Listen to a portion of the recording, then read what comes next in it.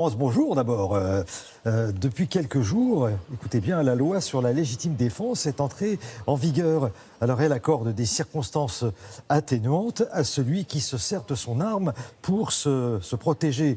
C'était une promesse de Matteo Salvini, qui est plus que jamais l'homme fort en Italie, hein, c'est ça?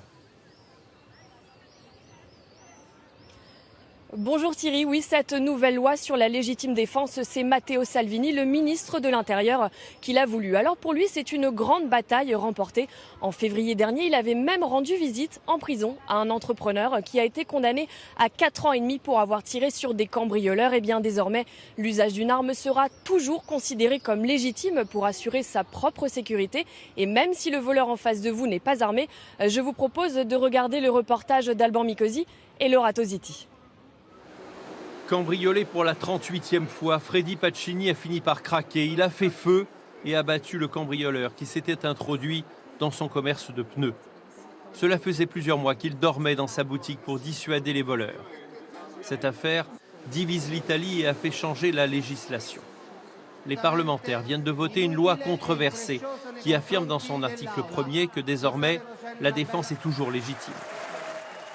Des séances marquées par de nombreux incidents, mais le texte est assumé par le ministre de l'Intérieur qui a toujours soutenu la légitime défense. La légitime défense est un droit sacro-saint pour les honnêtes gens. Ça fait des années que je le dis.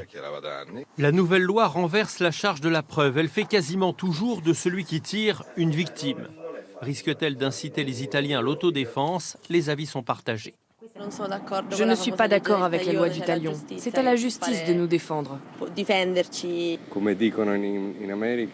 Comme on dit en Amérique, la maison, c'est comme un château.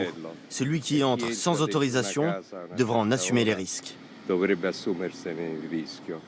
De plus en plus d'armes sont en circulation en Italie, sans doute près de 8 millions, dont les 3/4 ont été achetés clandestinement. Les experts pensent qu'une famille sur 6 possède au moins un revolver à la maison. Le secrétaire d'État à la justice est l'un des promoteurs du texte. Jacopo Morone refuse pour autant la comparaison avec les États-Unis.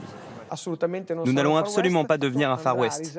L'État va seulement prendre en charge les frais de justice que la victime, celui qui a été obligé d'utiliser la légitime défense, devra payer pour se défendre. Avec la mise en pratique de cette nouvelle loi, Freddy Pacini, le commerçant meurtrier, ne sera probablement pas condamné. Il n'est plus en détention en attendant que la justice se prononce sur son cas, qui fera évidemment jurisprudence. Bon alors Florence, maintenant le débat porte sur un changement d'état d'esprit en Italie. Parce que, est-ce qu'il y a un risque de banalisation des armes à feu en Italie ? Alors, certains spécialistes craignent une hausse des violences, des automatismes dangereux et ont peur que l'Italie devienne un Far West où les assassins seraient considérés comme des héros. Car il y a ici en Italie le risque que les Italiens s'arment davantage. Il y a la possibilité qu'ils aient plus facilement une arme chez eux.